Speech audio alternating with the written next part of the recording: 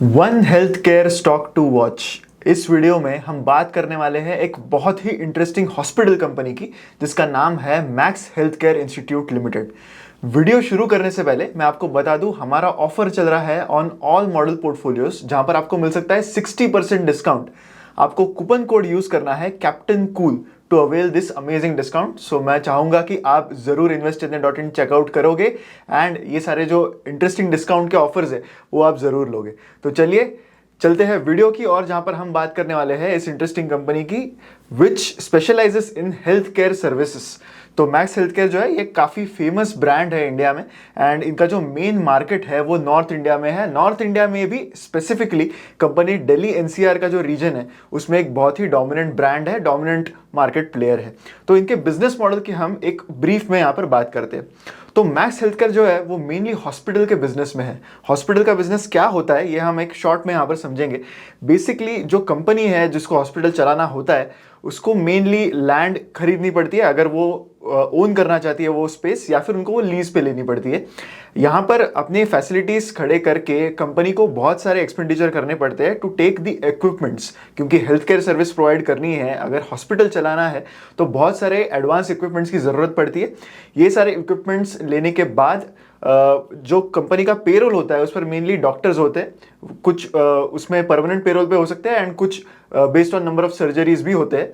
तो ये एक उनका मेजर एम्प्लॉय कॉस्ट है। बहुत सारे हेल्थ केयर प्रोफेशनल्स की जरूरत होती है। सो मेनली आप यहाँ पर समझ सकते हो कि ये बहुत ही केपेक्स हेवी बिजनेस है एंड इसको ऑपरेट करना भी मुश्किल है। And like any other hospital 24 hours यहाँ पर फंक्शनिंग होता है। सो ये एक अलग चीज इस पर्टिकुलर बिजनेस में होती है। तो ये रहा हेल्थ केयर बिजनेस, ये रहा hospital business specifically. Max health care की अगर हम बात करें तो इनके और दो छोटे सेगमेंट्स हैं जो धीरे धीरे वो एक्सपांड करने की कोशिश कर रहे हैं।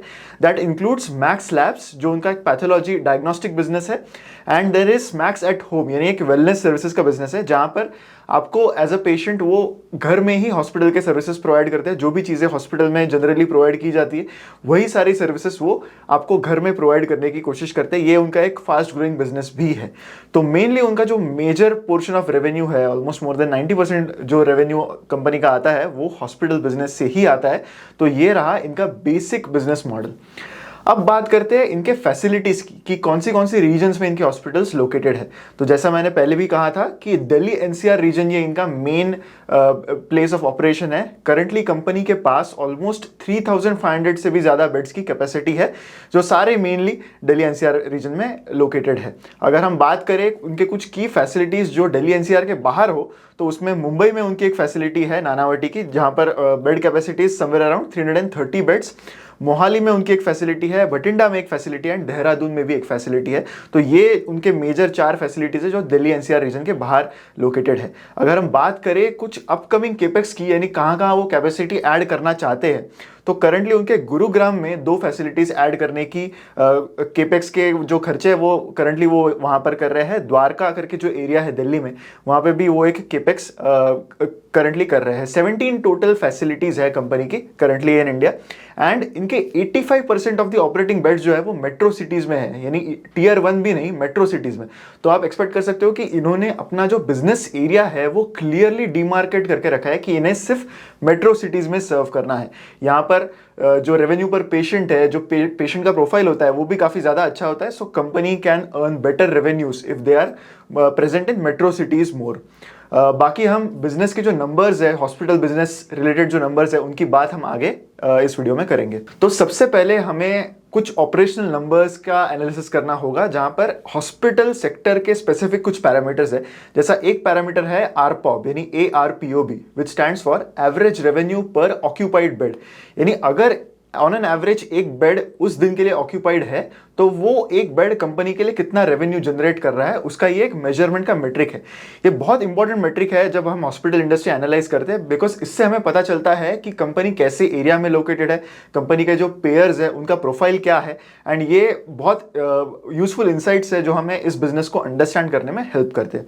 तो अगर हम मैक्स हेल्थ केयर की बात करें तो उनका FY23 के लिए एवरेज रेवेन्यू पर ऑपरेटिंग बेड was ₹67,400। यानी अगर एक बेड ऑक्यूपाइड है for a day, then on an average that bed is generating rupees 67,000 rupees per day for the company. So ये हॉस्पिटल इंडस्ट्री में, इंडिया की हॉस्पिटल इंडस्ट्री में जो भी लिस्टेड प्लेयर्स है उनमें ये सबसे बेस्ट नंबर मैक्स हेल्थकेयर का ही है. अगर हम क्वार्टर फोर्थ के नंबर्स की बात करें तो वो नंबर FY23 के फुल ईयर नंबर से भी ज्यादा है, that is at 70,000 rupees per day. In comparison FY22 में कंपनी का आरपॉप 58,500 रुपीज था.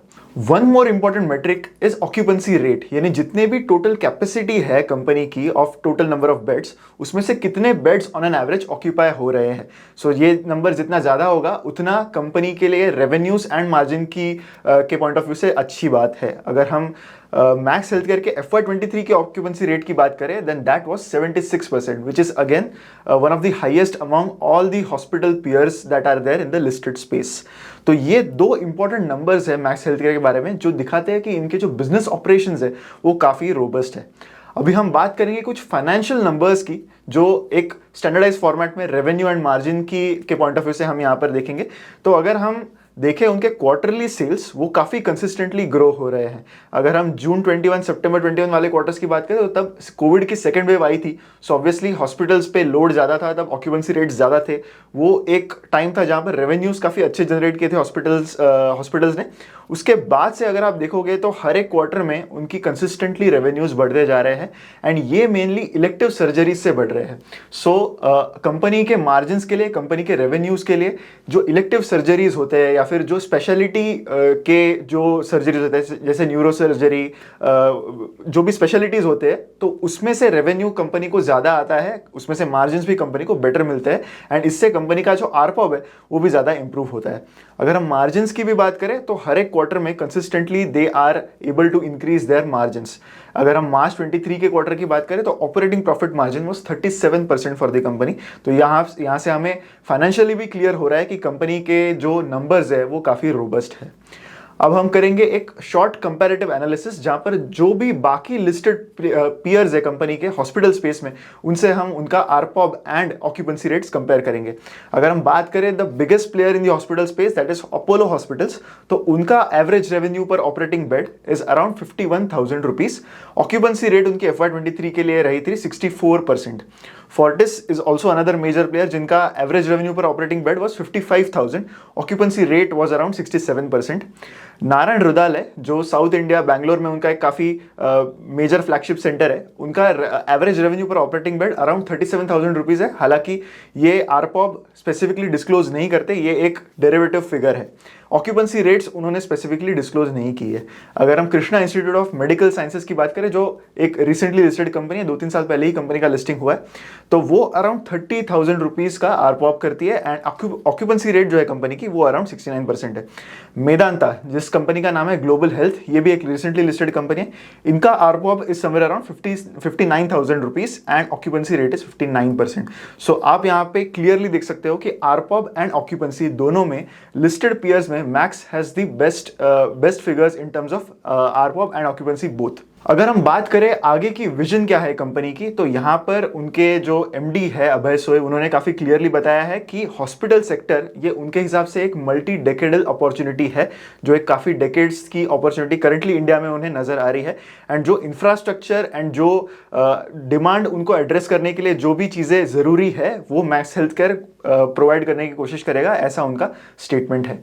अगर हम कंपनी के भी फ्यूचर प्लान्स की बात करें तो उन्होंने जो भी चीजें यहाँ पर बताई है वो मेनली एक्सपांशन के पॉइंट ऑफ व्यू से है कि अराउंड 2,300 बेड्स वो ब्राउनफील्ड एक्सपांशन के थ्रू करना चाहते हैं. यानी एग्जिस्टिंग फैसिलिटी ऑलरेडी है, उन्हें कंस्ट्रक्शन करने की जरूरत नहीं है, बस वहां पर वो अपनी फैसिलिटीज बिल्ड करेंगे, अपने कुछ केपेक्स वहां पर करेंगे and the facility will be live. ये होता है ब्राउनफील्ड एक्सपांशन. थोड़ा सा ग्रीनफील्ड एक्सपांशन भी वो करने वाले हैं. दिल्ली के आसपास कुछ जगहों पर कंपनी ने कुछ लैंड पार्सल जो है वो अक्वायर करके रखे हैं. सो इन लैंड पार्सल्स पे कंपनी आगे चल के बिल्डिंग कंस्ट्रक्ट करेगी एंड वहां पर भी हॉस्पिटल के फैसिलिटीज खड़ी करेगी. कंपनी का ये विजन है कि नेक्स्ट 4 to 5 ईयर्स में कंपनी उनकी जो करंट बेड कैपेसिटी है वो डबल से भी ज्यादा करेगी, ऐसा उनका करंट प्लान्स है.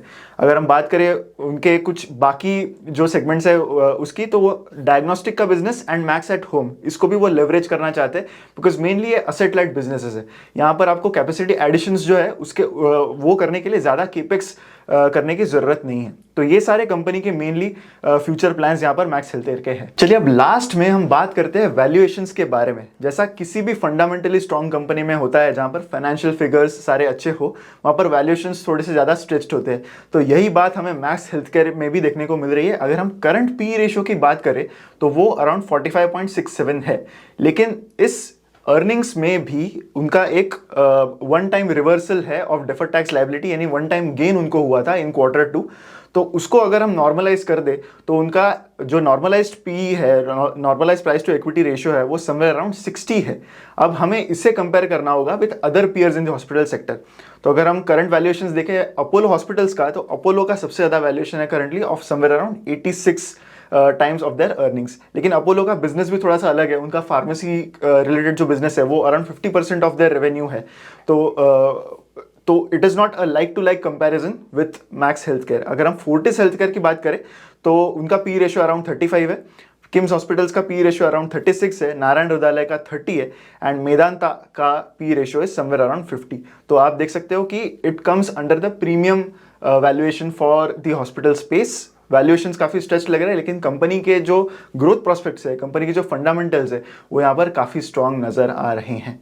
तो आई होप आपको इस वीडियो से मैक्स हेल्थकेयर इंस्टीट्यूट के बारे में काफ़ी इंपॉर्टेंट चीज़ें पता चली हो, उनके फ्यूचर प्लान्स क्या है, उनके करंट फंडामेंटल्स कैसे हैं, एंड उनका वैल्यूएशंस भी कैसा है। अगर वीडियो आपको अच्छा लगा है तो लाइक ज़रूर कीजिए, कमेंट भी कीजिए एंड शेयर भी कीजिए। एंड येस, investYajna.in विजिट करना मत भूलिए। हमारे मॉडल पोर्टफोलियोज पर एंड बाकी सारे फाइनेंशियल प्रोडक्ट्स पर बहुत ही एक्साइटिंग ऑफर्स है।